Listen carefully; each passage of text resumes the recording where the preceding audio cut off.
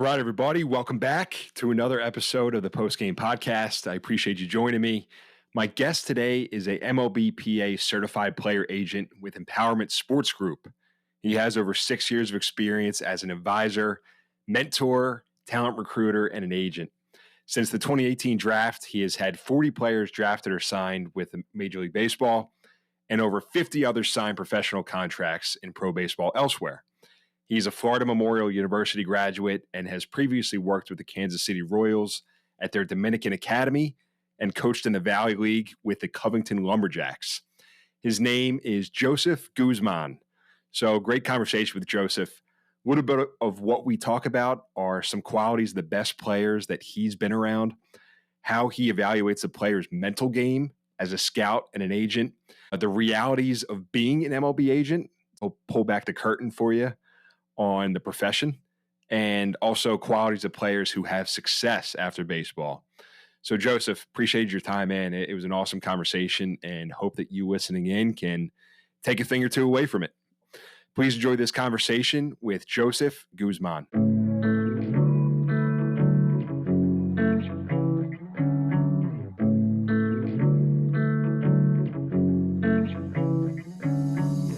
Yeah, days go by. Joseph Guzman, thanks for coming on, man. I really appreciate you joining me and just excited to kind of hear your story, man. You've got a cool story from growing up. I know you went through some adversity early on and like with some health things, and then you were able to find your footing into what you're doing now. So, man, thanks for taking the time. I really appreciate it. Yeah, no problem at all. Thanks for having me. Yeah, 100%. So we were just saying, I got to give a shout out to my guys, Mikey Alessio and Robbie D. You coached them down in Virginia. So yeah. What was that summer like with those guys? Oh, they give you a hard time or what? Yeah, it was a grind. It was a grind, but just interesting. What an interesting group of guys we had that summer, and we just battled and grinded through everything. So it was really a lot of fun, and the guys grew a lot. Those guys, Rob and Mike stayed the whole summer. A lot of guys don't stay the whole time during summer ball, so it just showed a lot about their character and that they were willing to work and get better and come back in the fall and show Seton Hall that they were ready to play and help the team win. And they both had a lot of good characteristics of just great team guys and just always supporting one another, and they're workers. They were getting there early, getting in their work, and there wasn't much to do in Virginia. That's close to the West Virginia there on the western side of Virginia. But yeah, they worked, man. It was really cool to see those guys grow and develop, and now they're both very successful. Mike's an attorney now in New York City, and then Rob, like we were talking about earlier, I think he's working with the NFL team. So it shows, those coachable players end up having good careers in life, and it's just really nice to see that.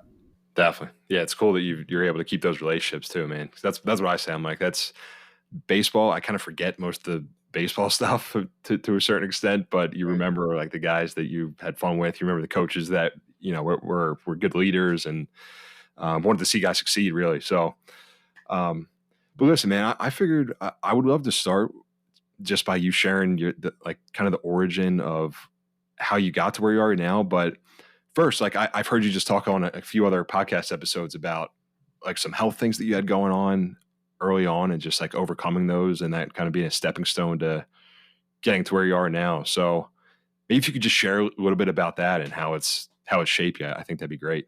Yeah, absolutely. So back in when I was 21 or 22, I was going into my junior year of college.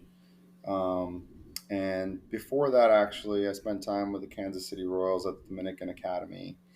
And that's where I really found myself, found my swing. I spent the whole summer there. I faced a lot of guys that were in the big leagues now. Brasoban is one of the guys that he actually drilled me with a 97 mile an hour fastball, and Nice. that's my claim to fame there. So I came back. I wasn't able to sign internationally at that point, and I was just had finished up my junior year at Florida Memorial University, and I had extremely bad migraines for like the entire season. And I'm just playing through it because I'm a grinder. I love baseball, and I grew up around baseball. And so they found a cyst the size of a golf ball underneath my brain. So this happens, and I go to the emergency room. I find out, and I'm like, okay, this is kind of scary, right? And at this point, I just finished up my junior year. I had a good year, and like my life got flipped upside down. So I had a really good doctor at Miami Children's Hospital. I went to see him. He was a specialist, a brain specialist, and he starts doing all these different tests and testing all these different things to see what's going on. And finally he's like, we're going to have to go in and take it out. And so they went in orthoscopically. Right here through, you can kind of see the scar there still. My hair hasn't grown back. It's been so long. He did a great job keeping it in line there. There you go. Keep the hairline intact. Yeah. So obviously, that happens, and I'm staying positive, and I'm doing all these things, and but it really changed my perspective. So I go into my senior year, and I couldn't do anything for like 4 or 5 months after my surgery. It was the end of July, and the doctor's like, you literally, the only thing you can do is like walk outside like for 20 minutes at a time. And so right after the surgery, I'm like lightheaded. I can barely like walk around the house. So it's pretty scary. And luckily they didn't find anything cancerous. They did test everything and make sure. But he was worried that since it was such a large mass, like literally underneath my brain, probably directly parallel to my ears. And he was very concerned about it. So, I took all that time off, and I'm thinking like, wow, like I'm glad I'm alive. I'm glad I'm good. And so I finished out my senior year. I try to do the indie ball thing, go some workouts, do well. And then I'm like, well, I gotta do something. I gotta coach. I love the game. So that's when I got into, Covington Lumberjacks, and Stock Ramirez was good enough to help me get on there with Charlie Barnett, and got me on as an assistant. I threw BP every day, and I was like the machine. I'm like throwing so many days of BP. I'm throwing BP before the BP, and they had a running joke because I broke like 8 bats that summer. Like I broke more bats than some of our pitchers did. But I threw a pretty firm BP. So Carving guys up. Yeah. that was the start of helping guys, and started helping guys with colleges, and then I started realizing I'm pretty good at like placing guys. And I don't even know what I'm doing yet. So I just knew that I had a passion for it. And that's kind of that happened. Yeah. Sure. So before that happened, did you think that you wanted to get into coaching, or it pretty much just evolved from, I mean, not that that was the reason, but maybe it contributed to it. Like, did you think you wanted to get into coaching, or what were you thinking you might wanted to pursue?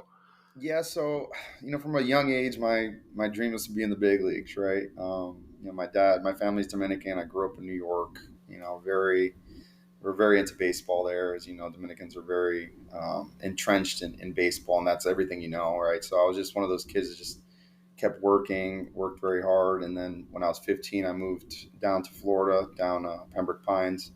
And I was fortunate enough to have a really good high school coach, Tommy Martinez. He actually worked with a lot of big leaguers. Nick Castellanos was one of his guys. He was his hitting coach during his high school days.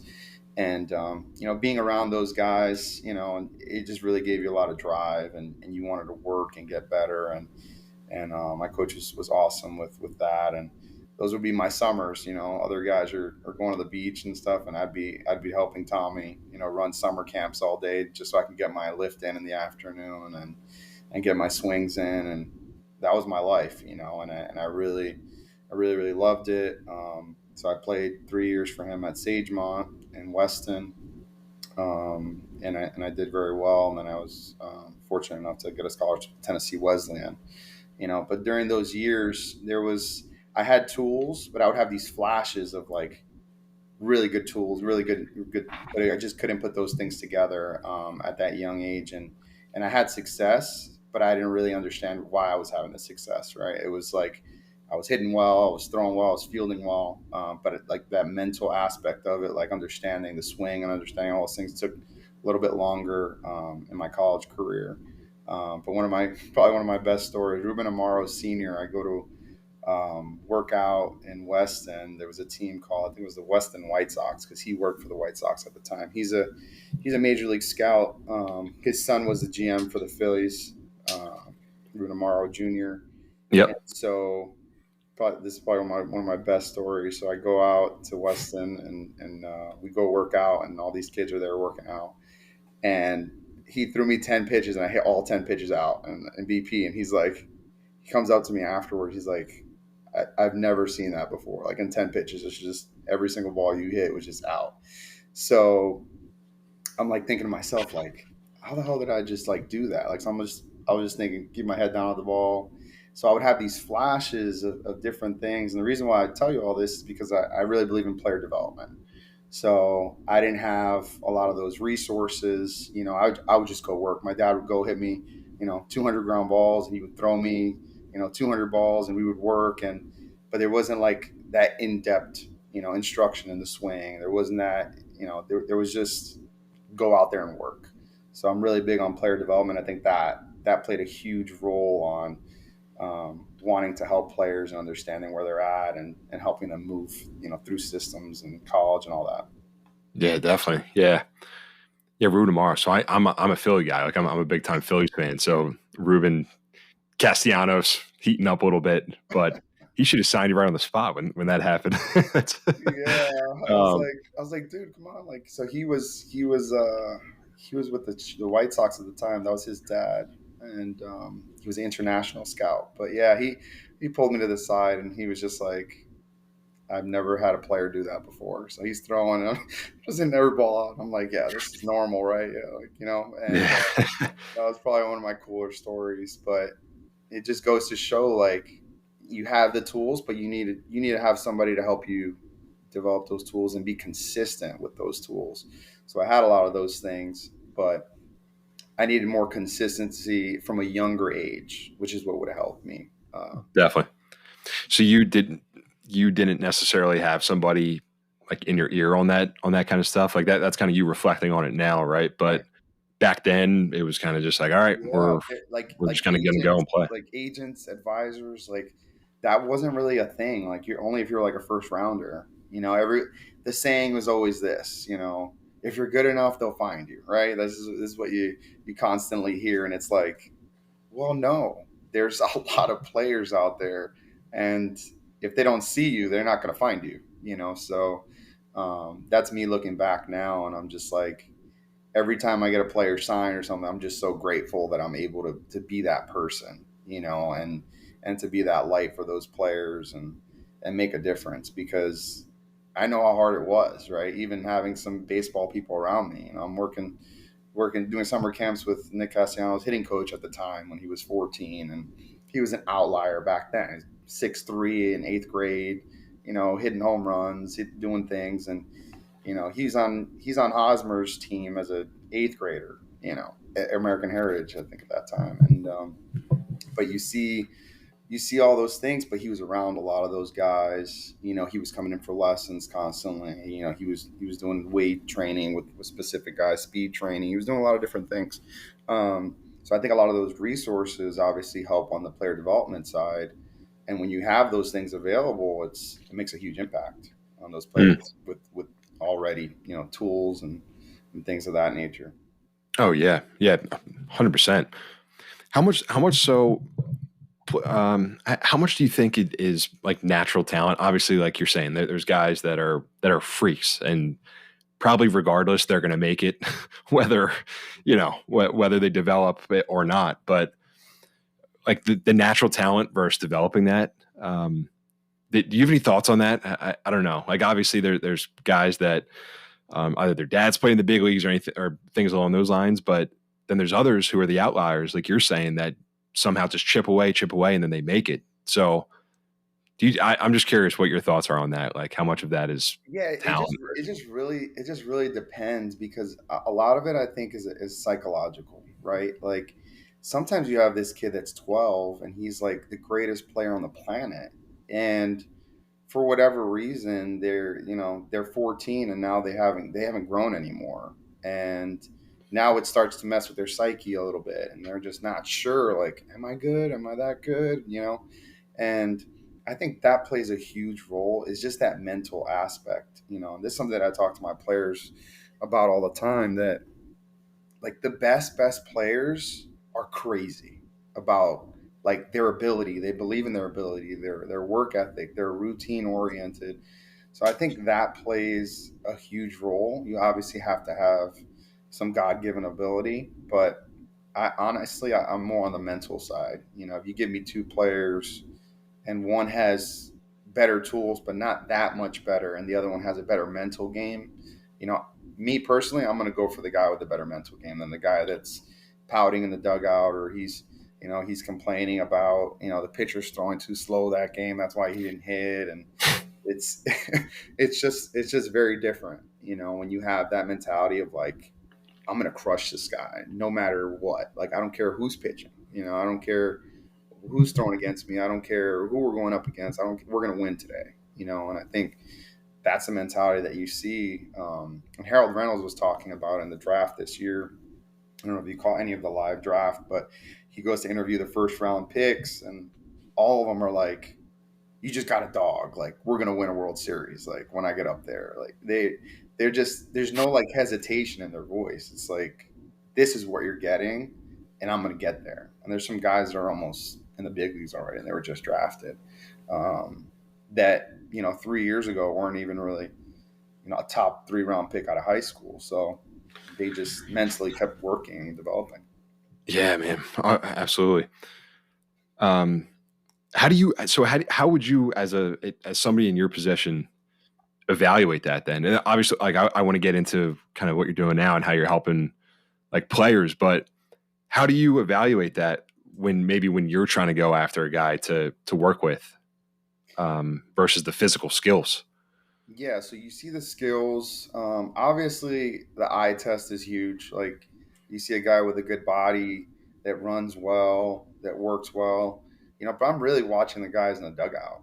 Like, are they just sitting there like wondering, what shape the cloud is, or are their eyes like tracking the pitcher, right? Or are they noticing certain things and telling their teammates? Like, these are the things that I'm looking at, right? Like, and it's, people look at me like I'm crazy probably some of the times, the way I'm just like checking it in the dugout and doing things, but that's what I'm looking for. I'm looking for a good teammate. I'm looking for the guy that, you know, sees something the pitcher's doing that might be tipping a pitch, and you see him in the dugout like, hey, come here, and the pitcher did this, or they strike out, and instead of slamming the bat in the helmet, they're going to tell the next guy on deck like, hey man, he has a really good changeup, or and these are things that you can see as a baseball player. It too, like, you can see certain things within the game, and that's kind of what I look for as far as like hitters, and then pitchers too, right? So a big thing for me is like, if I see a pitcher, he throws a pitch, his shortstop makes an error, and he's doing this, like, he's like, oh, like, Mm-hmm. it's like the worst thing in the world, right? Like, where's his head at? Where's his head at, right? Like, where's he going to do the next pitch? Like, he's probably not going to be focused on that. Whereas, if the guy makes an error and he goes, hey man, I got you on this one, right? Like, he's trying to strike the next guy out because he knows his shortstop is not feeling good right now for missing that routine play. So things like that is really, really what I look for. And then obviously the conversations that I have with the kids, as they're coming up, because I'm talking to kids sometimes 16, 17, 18, and are they kids that are mature, or are they just kids, right? Some kids they're not ready to go and play pro ball. They're not ready even, to pick up their own stuff in the dugout. So all those little things really, really matter for me, because like I said, I'm a person that I believe in player development, and I believe that guys that continue to work, and if they have the right resources, they have a chance to become a big leaguer if they have the tools. So Definitely, man. Yeah. It is kind of, it's like the game within the game. yeah. Like, and that's something that, yeah, I think about that now too, because there's definitely, there were times personally where that was lacking, you know what I mean? Where you're kind of, you're just thinking about, like, I don't know. You're like, wow, I can't believe I just struck out versus kind of moving on to the next pitch. Really, Right. it's cliche, but I don't know. That's what it's just interesting about guys that make it to that next level and just how mentally like locked in they can be. Mm-hmm. That the mental game's so important. Yeah, So it's huge. And I have a friend that he played he played with Mike Trout in the minors, and Um, the story goes he was like 0 for 3 with like 3 strikeouts. And so his fourth at bat, he hits an absolute bomb. And I guess the manager was like, man, way to swing it, but you got to cut down the strikeouts. And like his response was, but did you see how far I hit that bomb? And it's just like, yeah, it it's out of sight, out of mind, like next at bat, next pitch, and that's why those guys aren't phased. I mean, you look at some of these players that were, World Series MVPs, and the David Ecksteins of the world, the Dustin Pedroias of the world, the Hunter Pences of the world. Like there was so many other guys that were more talented than those guys, but you didn't want to play against those guys. No team wanted to play against them. I mean, I heard stories. Dustin Pedroia, like in the minors, he's cursing at the fans from he's away somewhere. He's cursing at the fans like, "We're gonna kick your ass today!" Like, and the fans are like, "What?" Like, like we don't even know who this guy is. But like yeah, mentally, he's just like in battle mode, and he's 5'7", and it's just incredible. And that's the beauty of baseball, and that's why I love it so much too, is helping some of these guys that you know you don't really think they're gonna make it, and all of a sudden they do, right? And then you're like, oh, where did this guy come from? Well, he's been there. He's been hitting 300, he's been stealing bases, he's been overshadowed for whatever reason. But in baseball, the thing is, if you're performing, you're only going to be overshadowed for so long until they have to let you play. right. Yeah, the numbers don't lie at a certain point. They got to Yeah. like the guys are going to break through. Um, so how about how you got into being, an agent and just like an advisor? But well, maybe what's the difference between those, and then like how did you get into that originally?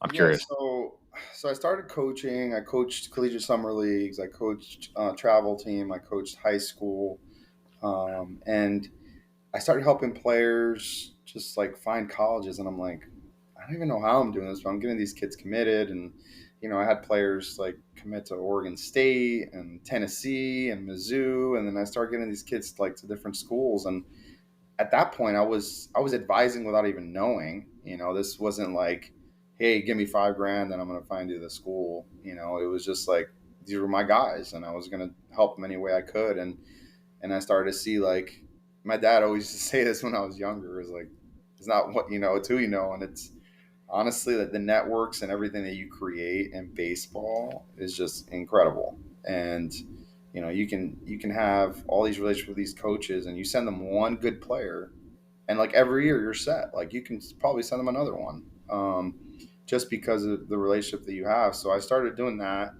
and then an agency approached me to do the scouting. And so the first year I was there, we had 7 players drafted, and then the following year we had 5, and so on, and it kept growing. And then um, I went on my own for a little bit, and I partnered with my partner Michael McGinnis with Empowerment Sports Group, and we're very like-minded in the sense of everybody is going to be treated the same. We're not gonna, our best players are not the only ones we're going to answer the phone for. Our best players are not the ones that we're going to text back right away. And really just sticking with our guys.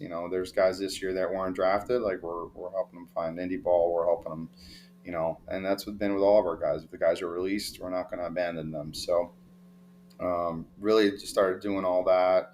I got MLB certified, and last summer I had my first personal big leaguer, Randy Wynn.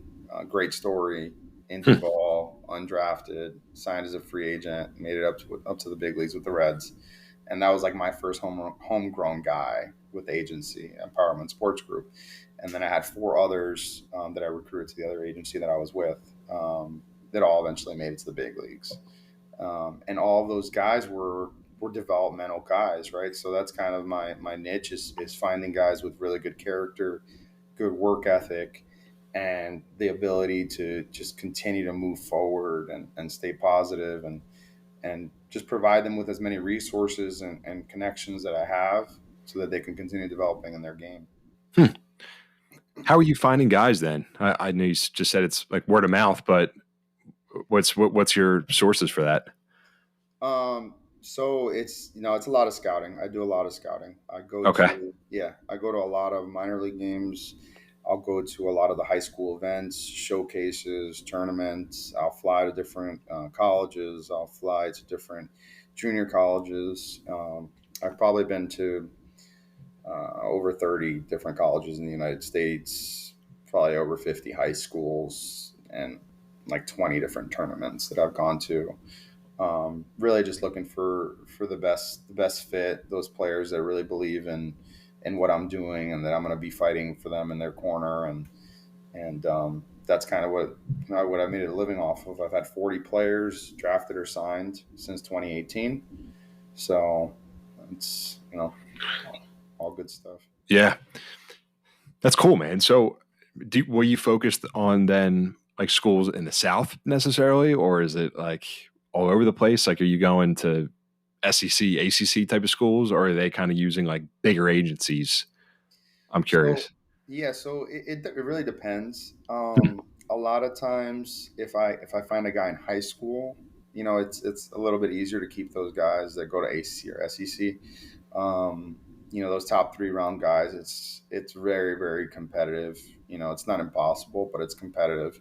But I did have an ACC and SEC guy drafted this year, one in the 10th round, one in the 14th. So I'm more, you know, round four and on is kind of my market. It tends to be because, like I said, I find those guys a little bit sooner and just develop that relationship with them, in hopes that they continue to grow and develop. I do stay in the southeast a lot, but there's games and teams that cross over. I'll go to the Cape every summer, see my players there. Sometimes players pop up there, but yeah, really just looking for serious tools now at this point because the draft is very very competitive with the 20 rounds now. Man. Yeah, how's that evolved since you first started? I mean, like, and where's it headed? Like, it's competitive, right? Yeah, Like, how do you think scouting and being in an agency, like, how's that going to continue to evolve? it's getting ultra competitive. It used to be 40 rounds, when I Yep. when I started out, and you could honestly in April, like if you had a guy that hit 20 homers at a D1 level and batted 330, like you could have told them like, hey, you're definitely getting drafted, like no doubt. Now you can't do that. Now it's like, dude, it's really competitive. I'm fighting for you, but we just got to see what day 3 brings. It's gotten so much harder, and so a lot of that comes from the new minor league CBA, the changes in rosters and NCAA, like all that stuff, the transfer portal. So once the transfer portal opened up, one of the things that it did was it created kind of a monopoly with some of the bigger conferences, right? So like the players, the mid-major conferences, the Big East, they're losing a lot of good players. So the ACC, SEC, and it makes it tough. So then when all of those really good players are not in the Big East, now, the scouts are like, well, that league isn't that good anymore. Where Hmm. 10 years ago, the Big East had 50 guys drafted or 40 guys drafted. There was a lot of players that were getting picked up out of the Big East. You look at like the Joe Panics and some of those guys that can't. St. John's was just like every year it was like two, Yeah. 3, 4 guys. I don't remember the last time they had a guy drafted now. It's changed a lot. So you go from 40 to 20, right? You have the transfer portal. The transfer portal is attracting guys away from their mid-major schools. The ACC, SEC, and Big 12 have a lot more data, a lot more analytics. The major league teams like, well, here's information. We have so much more information in these conferences. Why are we going to go elsewhere? So they Mm. might take a guy that isn't as good statistically in the ACC than a guy in the MAC or the guy in the Big East, and their argument's going to be, well, we have a lot more data on this guy, and he faced better pitching than the other guys in the Big East or the MAC. So it's tough. Yeah, Really it's tough. tough for guys, that are going to get overlooked. I mean, I guess that's probably always been the case to an extent, but now it's probably just even magnified because, like you're saying, like some of these schools are just almost like the minor leagues for the ACC and SEC. A guy has a good season in the Big East, and then he's going to Clemson the next year, right? Yeah, Like it's yeah. insane. So He's a all conference guy, and then they're just yeah, like calling him, and but at the same time, it's like you also don't want players to be stuck somewhere and they can't transfer out when they had an opportunity to. Maybe they didn't get along with their coach anymore, or something like that. So there's good and bad, but I just see a lot of mid majors. It's going to make them struggle, and it's not really fair when you develop a guy for 2 years and then all of a sudden like all your players are going to be juniors and you lose a bunch of your juniors that are supposed to be the leaders of the team. So yeah, that's definitely been tough. I have a lot of friends that coach at different mid majors and are head coaches, and I told them like I don't know how you do it now, because it's like you develop these players, you put your time in these players, like no other school wanted them type of players, and you take them and then they're just gone, and it sucks, it really does suck. yeah. No, it does, man. Tough time to be a coach, man. Tough time to be a college coach. Yeah. um, how about so I'm curious then, like an agent. I feel like the like the what am I trying to say? Like the public perception of what an agent does is like a really cool job, and like, all right, you're dealing with MLB players and like you know what I mean, you're dealing with MLB organizations. What are some misconceptions maybe or like the tougher parts of being an agent that people from the outside looking in don't understand? Yeah, so I would probably say like just the losing you can lose a player, college player. There's no like with college or high school players, you have no contract with them. So, they can literally leave you like the day of the draft. Like, uh, I'm looking I went elsewhere, so you have to deal with that. And then, when you have a guy that's in the big leagues, people are calling, people are doing things.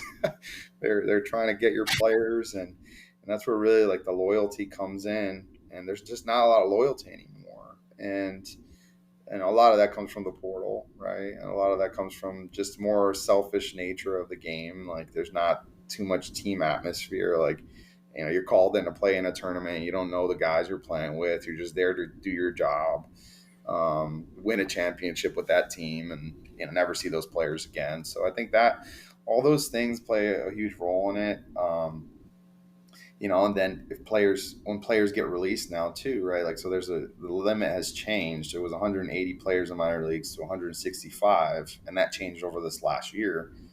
So now there's players that are literally getting released with good numbers, and they're just like, well, we have these 5 other guys that are ahead of you, and you're the last guy here that, that's not fitting the mold. You're the center fielder that's not hitting well enough, and you're going to get released. So that's the tough part too. Like finding them a job in affiliate after um, is like nearly impossible right now. There's no room since it's condensed too. So I would say those are two probably the hardest things you have to deal with as an agent. And then obviously the negotiations and understanding how to handle that and deal with front office people. But I would probably say it's that stuff that I just mentioned that's not fun. Yeah, it's tough. Yeah. Yeah, the loyalty part of it. Yeah, because I'm sure there's guys. It's almost similar to college, right? Like, a guy commits to say a Big East school, and then has a great senior year, and then you just see a decommitment. You're like, what happened? He just committed. Like he had a commitment, and he didn't honor it. So, you mentioned so the negotiation part of it. Mhm. Can you go into that a little bit? Like, I'm curious what that's like. Like how much, like from a number standpoint, maybe like does the guy have a number that he's going to take? and then if they don't meet that, so I'm just curious to hear you talk about that. Yes, I can't go too much in depth on that, but Okay, yeah, what I'll say fair. is every situation is situational, right? Every player situation is different. There could be a player, for example, that absolutely loves the Mets, and he's with the Mets, and he's always been with the Mets, and he might say like, give me the best offer that you can give me with the Mets, and if it's the first offer and you think it's good, like let's talk about it and let's roll with it.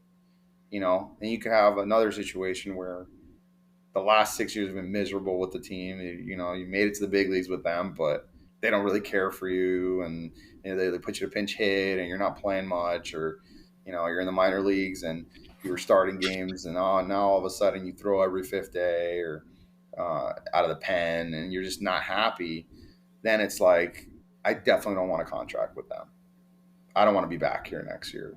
Start looking for other places. So it really depends, and it's really situational.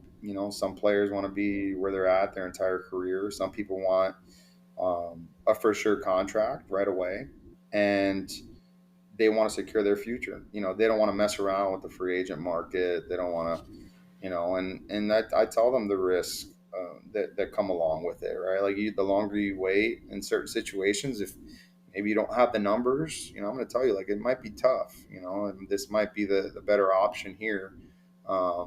Let's see what we can work out with this team and kind of go from there, because if we drag our feet, you might be left with a lot less. And we're seeing that a lot with agents now, that they're really pushing hard in the negotiation, and then sometimes the player really loses out. So like I said, I'm very much situation to situation. I don't try to put everyone in the same bucket. And we have our statistical tools that we're able to use as MLB certified agents to compare players to other players, based on their metrics, based on the position they play, the small market team, bigger market team, just all these different things we can do projections on. But at the same time, my job is to create the best value for the player, and not ruin it for the player, which Mm. sometimes that happens when you're too stern, and you're like, it has to be this number. Maybe the club has some other money allocated for another position, and that's what they're using it for, and they don't care who you are. I don't care if you're if you're Babe Ruth, right? They're just like, Yeah. we don't have the money to spend it, we're not going to spend it. And then on the other hand, you have the Yankees or the Dodgers that just keep going up, and they'll figure out a way to get it done because they Mhm. have the money to do it. So it really Yeah. depends on the teams too. You have to really analyze those things. Oh, for sure. So are there examples then where you've made like a mistake maybe on a guy and you're like, man, like I wish that this, and even the opposite, like where you're like, all right, man, we just scored a great deal. Like, or Yeah, do you try to stay like I even wouldn't. keeled a little bit? I don't know. Yeah, I wouldn't say I've messed up on any. So far, so good. Yeah. All the contracts that I've been able to negotiate. So no, I Yeah. mean, as the biggest thing is the player's happy, the player goes to play at that place, and they continue to be happy. I haven't had anyone that's unhappy, Hmm. extremely unhappy, or like, oh, this wasn't worth it or anything. I think it's worked out so far. So far Yeah. so good. Right. Not that there would be. So that maybe not a great question, but um, I'm curious then too, like some of the bigger agencies versus smaller agencies. I know I've heard you say in a few other episodes that like, and you've even talked about it in this, but just the relationship aspect is so important to you, and that's how you grow with guys over time. Is that the same with larger agencies, or like what are some of the differences you think? Yeah, I would say it really depends. There are Yeah. some big agencies that the agents are very good. There's probably my idol agent is John Boggs, which he was Ichiro's agent. Adrian Mhm. Gonzalez, just such a good, like, down to earth person. Really cares about his guys. Just does what he knows how to do. And his first client was Tony Gwynn, so that's that's a Pretty good start. pretty, pretty good start. But again, like, I kind of try to mirror him in a sense, because I have the same personality and caring for my players, and a relationship is important. but yeah, some bigger agencies, it depends on the person really. But if you have 30 30 big leaguers and 10 of them are all stars, sometimes you'll see that the all stars are getting a lot more attention, which you understand. But then you'll have some players that are prospects in Double A or a top prospect in an organization, and they do feel like they're not important, and that's where I never want my guys to be. I always want my guys to know that I'm there for them, and that I support them no matter what. But that tends to happen, and it's unfortunate because you have a guy that is a top prospect, and maybe they're not posting about him, they're not talking with him that much because they have Manny Machado or Fernando Tatis or some of these superstars that are like all day on MLB Network, which is understandable, right? But Yeah. sometimes those players they just want the attention, right? They want to be able to pick up the phone and call and not have to talk to a secretary, and that's why we're really focused on not getting so big where I can't answer the phone. Like sometimes a guy will call me at 1 in the morning and I'll answer. What's going on. They're having issues with the girlfriend. They're having issues with the family. They need help or guidance on something. So I'm almost like a uncle, right? I wouldn't say like a dad because we're probably close, like an uncle, where they can kind of tell me different things, and I can help them guide them through it. Yeah. Sometimes you got to play the therapist role too. I'm sure. Talk Yes, guys off the talk guys off the ledge. yes, a lot, and sometimes players they get in their feelings because they're working so hard. They may not see the result. The team doesn't really say much, and it's hard, right? Like as a player, you're there all day. This is all you do. Like people think like a minor leaguers, oh, they just play at night. Like they're there from like noon until midnight, right? Like they're there the entire day. They're not talking to anybody else really. They're talking to the guys in the clubhouse. They're eating together. They're doing things. They're going on the bus. So it's hard. Like that's all you're doing, right? And then you go 0 for 3 with 3 Ks, and you just came off the best weekend of your life, and you start off this week and you suck, right? Like you're not good that day. So there's a lot of that goes on, and then if a guy's a top prospect and he plays every single day because he's a top prospect, and he's going 0 for and you're not playing, it's like, man, I should be playing, and it's a mental toll on these guys, and it's all they do, right? So it's tough. So sometimes they just need to hear another person that's like not in the game, not their girlfriend, not their parents, just someone that's kind of unbiased, right? And that's where my role comes in. I'm able to talk to them and tell them like, dude, baseball's hard, right? Baseball's hard, but go do something else that you like to do that's fun tomorrow. It's your day off. Go play golf. Go do something else. Take your mind off of it for a little bit. And just have fun out there next time you go out there, and don't try not to think about anything, or all those things are really important. Those conversations are very important. Yeah, man. Absolutely. What do those guys then do to to stay on track mentally? Like when they're struggling, like what do some of the best do that you've seen? Honestly, they stick to their routines. They understand that these are the things that got them there. Sometimes that's another thing I have to bring up to them. Like, okay, what things were you good at? Like, why were you drafted? Right? Like, if you hit 20 homers in college because maybe it's hitting extra base hits, right? Maybe it's hitting home runs. But if you didn't hit 20 homers in college and all you did was hit doubles and steal bases, and you're not stealing bases and you're just trying to hit home runs, like what got you there? Don't forget what got you there. If you're a great defensive catcher, like stop trying to hit 400, and worry about being the best defensive catcher first. And then once you have the success there, it's probably going to carry over to the game, as long as you keep your routines in place, because you can't control the outcome, right? You can't control if you're going to get a hit or not. You can control if you hit the ball hard, you know. Yep. So I try to tell guys, remember what got you there, right? If you're a strike thrower, don't try to throw 4 miles an hour harder every single pitch the day you're going out there, because you got to hit a certain velo. Like, get guys out. If you get guys out, you're performing, and then you continue to work on your mechanics, and hopefully the velo jumps naturally. But don't try to get out of your lane, right? And try to be someone else. Or, the other thing too is, a lot of guys struggle is because they compare themselves to the other guys. It's like, oh, but he's doing this, he had this many, and it's like, you're not him. You need to be the best version of yourself. So that definitely helps some guys too. When I tell them that, it's like, don't worry about what that guy's doing. Like, that guy's going to do what he's going to do. You're going to focus on what you're good at and what you need to do to be successful, and whatever that is, that's what it's going to be. You can't try to be someone you're not, right? That's kind of like what Ian Miller, who hooked us up, talks about, who got to the big leagues, right? When he struggled, he got outside of himself. He's trying to hit homers, do all that, and that applies to everything, like not even just baseball, but life in general. Yeah, you try to be somebody that you're not, probably going to find yourself in a tough spot, right? Right. So Yeah. Ian was always a grinder, man. Like, he's a grinder. He'd get on base. He'd steal bases. He'd get base hits. And I know there was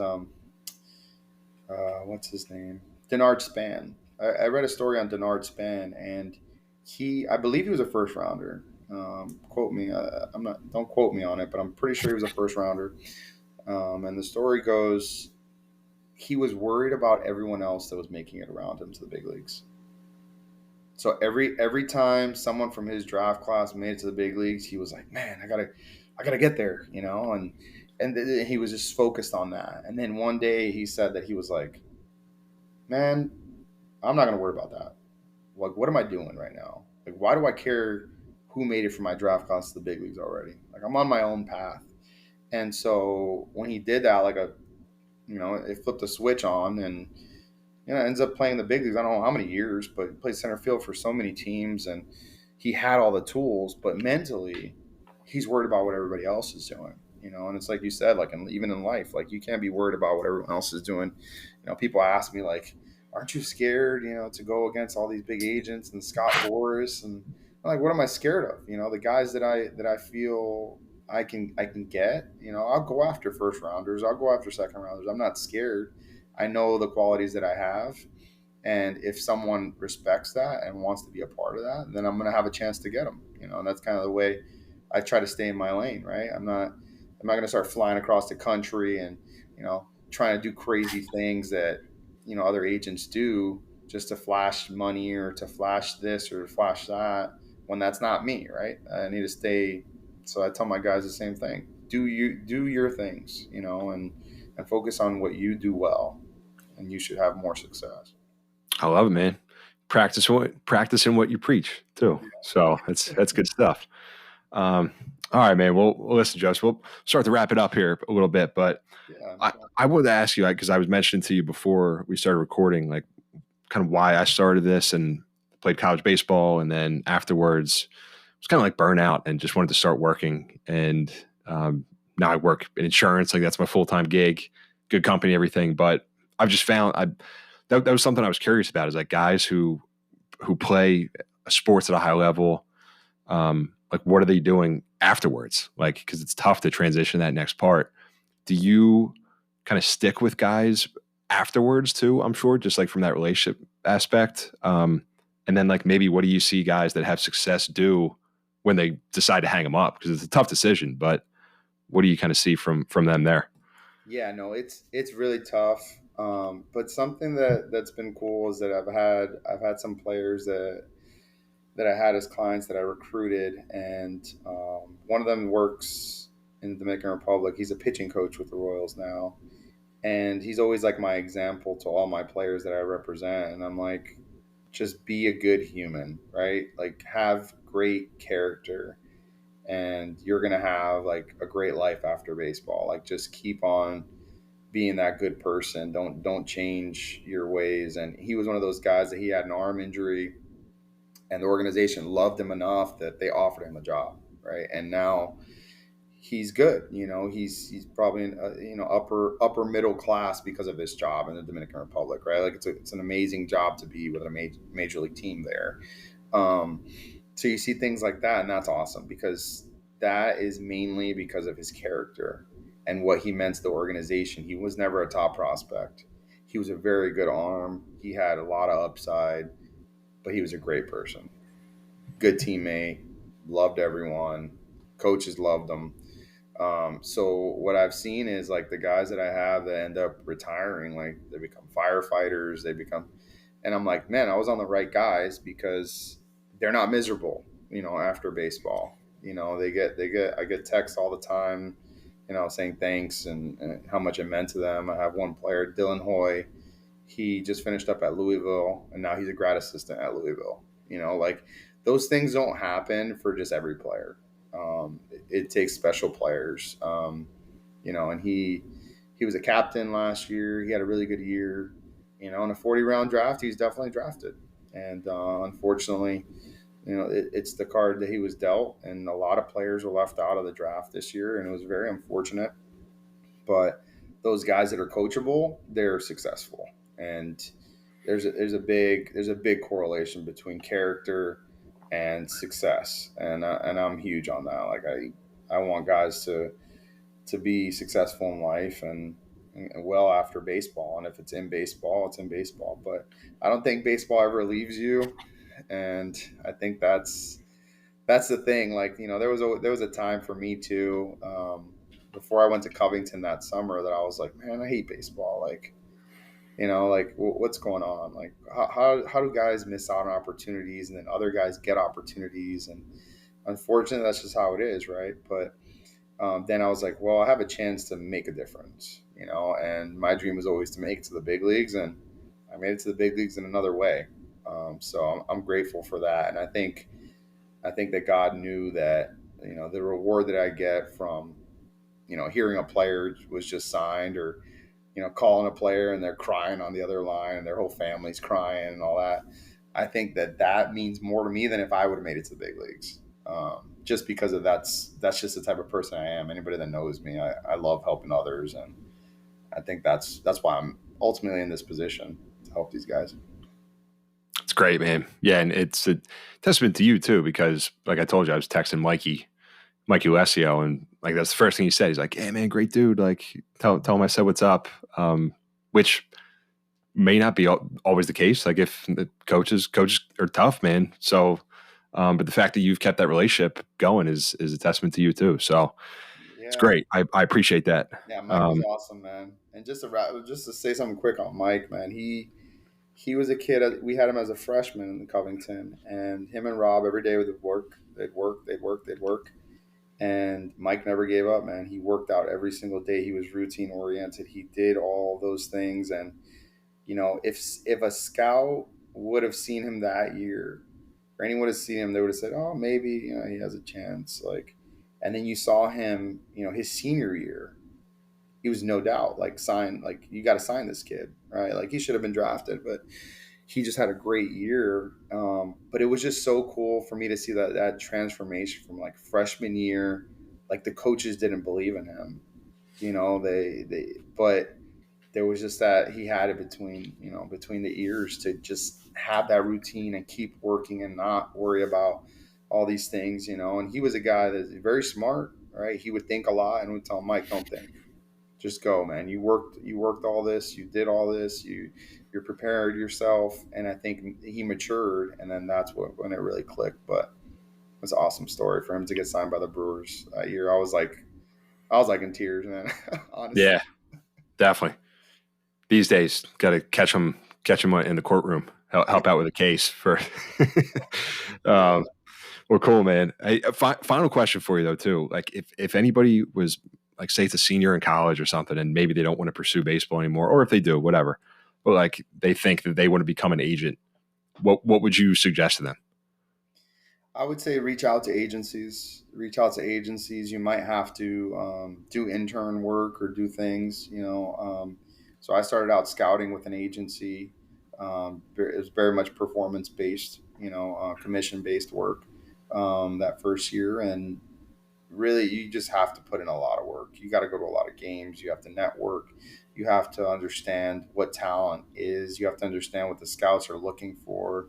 Um, so I would say do all those things. Learn, read, and just never stop learning. And read about the agents, read about the best agents out there, what they're doing.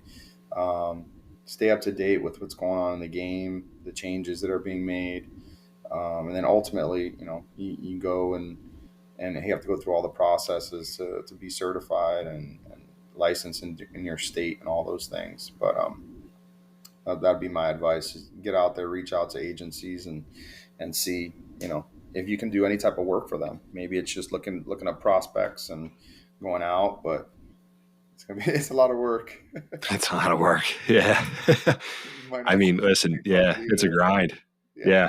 Coaching, being an agent, it's tough. So I appreciate what you're doing, man. But Yeah, man. all right, brother. Well, listen, thanks for the time. I'm glad Ian was able to connect us, and hopefully, people listening in, whether baseball or not, like you shared some good stuff in here. So I just wanted to say thanks, and looking forward to staying in touch with you. Yeah, man. Appreciate it. Thanks for having me on. All right. You got it, Joseph. All right. Thanks.